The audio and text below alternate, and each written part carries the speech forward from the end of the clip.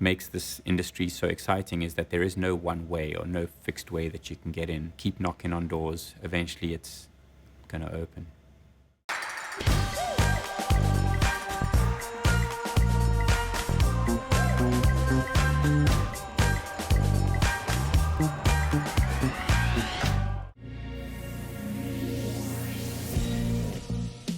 So once the trucks have been unloaded and the stage is up and the set's in place, videos hanging, then it's time for me to set up my front of house console.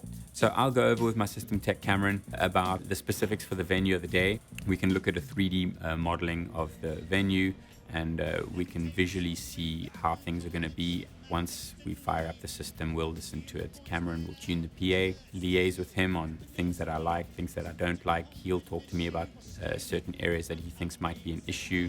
Generally, we'll take about an hour and a half to go over everything we need to do. There are slight changes from day to day due to the shapes of rooms and the size of rooms.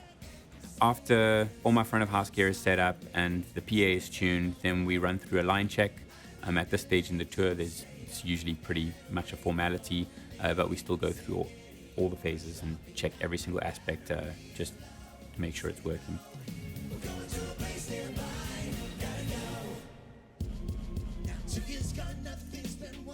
So when it comes to signal flow, the top of the chain is the Sennheiser D6000 with the MD9235 capsule.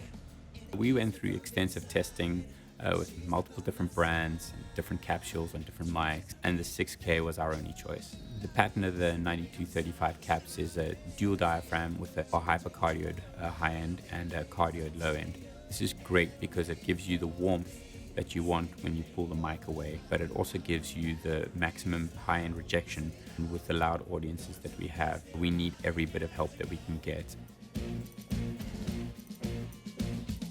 The console is an SSL L550.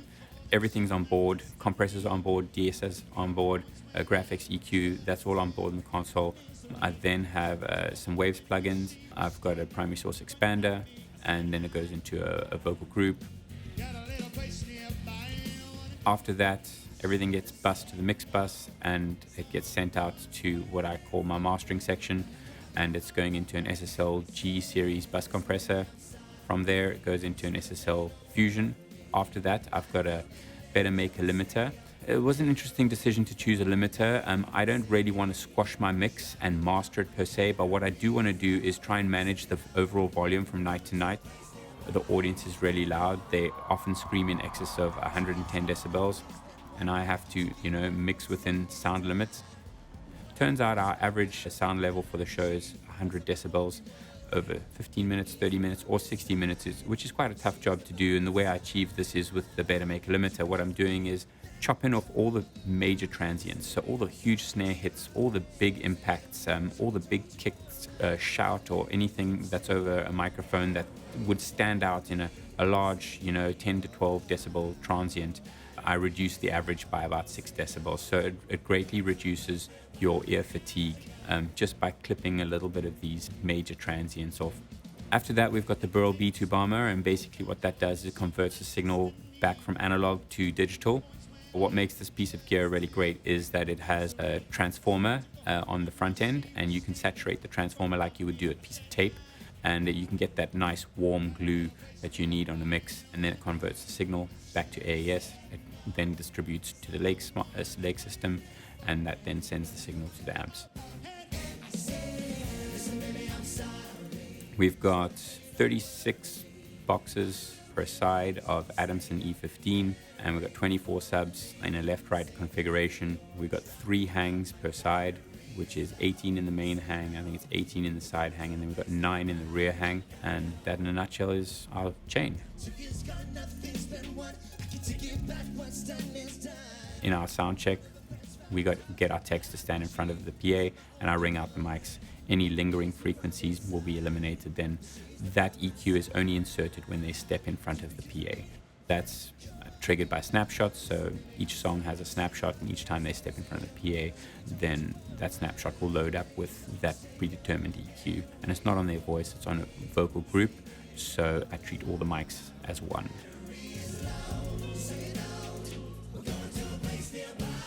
So we have a dedicated RF coordinator on our tour. His name's Austin Dudley, and he handles all the RF, the frequencies. It's quite a big job. We've got 30 plus frequencies that need to be managed every single day. He never has any problems. He's really great at his job. Obviously, the Sennheiser equipment, the way it works, makes his job abundantly easier, but we never have any issues.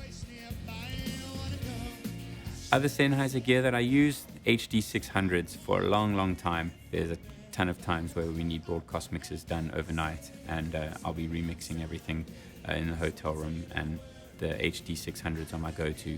Also, the Neumann KH310 monitors, they're so neutral, yet they have so much attention to detail. I can hear every single little bit of the mix coming out in flawless detail, and that is invaluable in terms of trying to get a mix that I need to translate across multiple systems.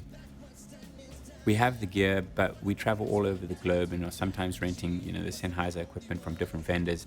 They're always there, and that is invaluable in my business. Gear will come and go, but support is something that you always need. The ability to make the gear work the way you need it over and over again is very, very important to this job. We're already 64 shows in, and we've been all over Europe and all over North America. We have yet to have any problems, and I don't expect to have any problems. The gear is solid.